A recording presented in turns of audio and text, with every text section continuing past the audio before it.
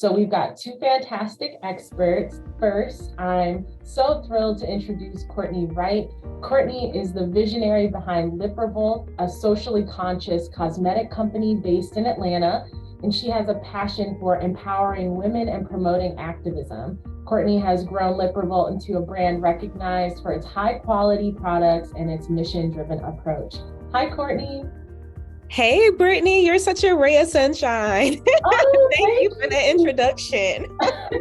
Thank you. Oh my goodness. And next we have Archie Clay III. Archie is the co-founder and CEO of WearBrims, which you can see on his sweatshirt right there. It is a luxury fedora hat company that is changing the way people perceive luxury accessories and hats within the fashion industry.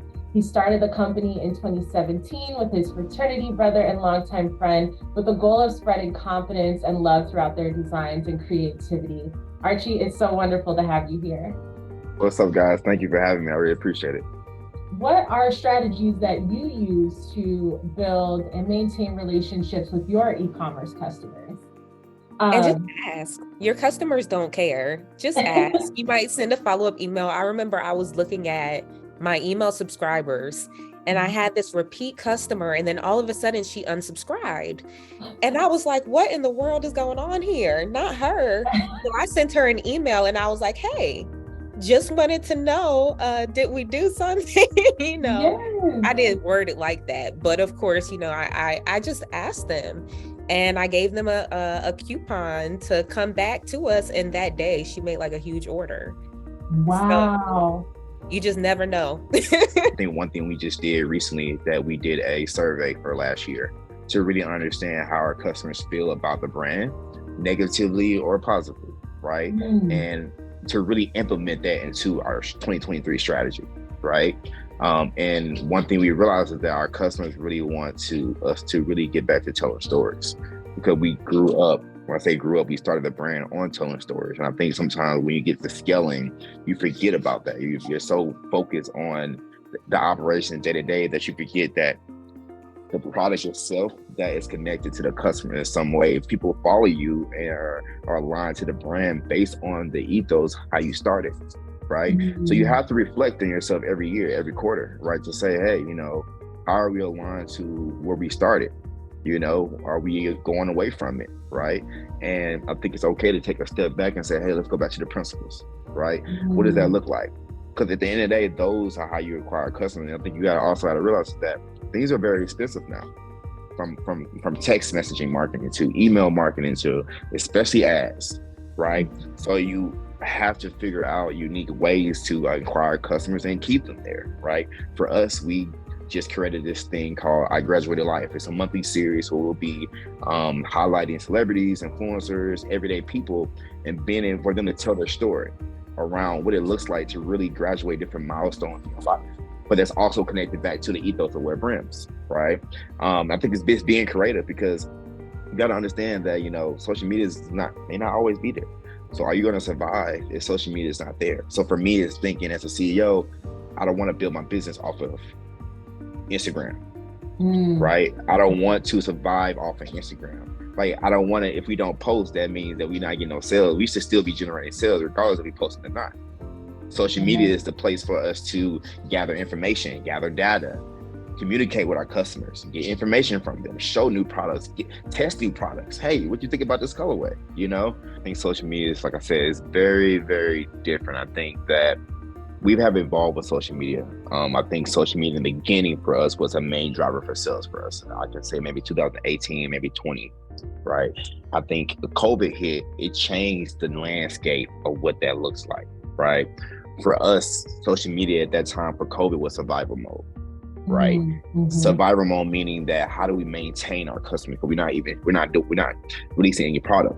So at that time, what we did was we created this series called Brim Ups, when everybody was doing the IG lives, which was a great way to stay connected, where people were just in the house, they wanted to listen. So our ideal around that was to basically inspire and motivate. But in addition to that, inspiring myself, right? Keeping me inspired, because we were having conversations with different stylists and celebrities, and just understanding that at the end of the day, we all the same. Like, we all are going through the same struggles, honestly, mentally, emotionally, when it comes to just our different careers, not even just from being an entrepreneur, but working in corporate, whatever fields you guys are working in, like everyone has those issues of trying to figure out themselves and figure out how they can get to the next level. Right. And for us, like we want to use social media in a different light. And I think kind of going back to what I said around staying connected to who you are, right? We use social media and telling stories, right? We got away from that last year, right? And I think that's what we very transparent that impacted our sales, because we're so focused on sales. Let's drive sales through email marketing. You know what I mean? We kind of didn't do as much things on social media. So that's why I said, like, even the I Graduate Life monthly series is going to be about really telling stories, because you can use social media. But people on social media all the time. They use social media as inspiration. They use social media as a guide. Like they use it as YouTube. They use it to find recipes. You use it to how to style. You need to use it as a tool to educate your customers on how to wear your lipstick or how to wear your hat. Don't just ask people to buy. People are not going to want to open their wallets. You really need to connect with them by teaching, having educational posts, talking about the benefits of your product and how you meet whatever their need is. I think that's a big thing, because a lot of businesses are launching, but they don't know if people have a need for it. So figuring out what that unique value proposition is, or what is different about your brand than any other brand out there, right? And then communicating that difference to people who are in your audience or on social media. So I think that's a big thing. And then also talking about, ads. Ads. So once you start to build a base, you can create ads that will look for similar people. So so when you are buying ads on like social media, Instagram, Facebook, all of those, you can set it to people like this audience, or people like these customers who like this post. So you can use it for analytics. You can use it for so many things. I use it for a lot, but it's definitely not my number one, like bring people to the store. I would say that is my fundraisers. And so if I have, this is just an example, but if I have 1,000, 1,500 visitors on the site, and I see that only 800 made a purchase, I'm trying to figure out, okay, why didn't these people make a purchase? Where did that stop? Did they get to the site? Did they get to checkout? Where did they go? And then say, never mind. So that then I can go to that same page and say, okay, there's something here that broke down and I need to fix it. Is it the photo? Is it the information? Is it loading too slowly? Like, what is it that is breaking it down? But also, again, conversion rate, sales are the best measure of success for a business, right?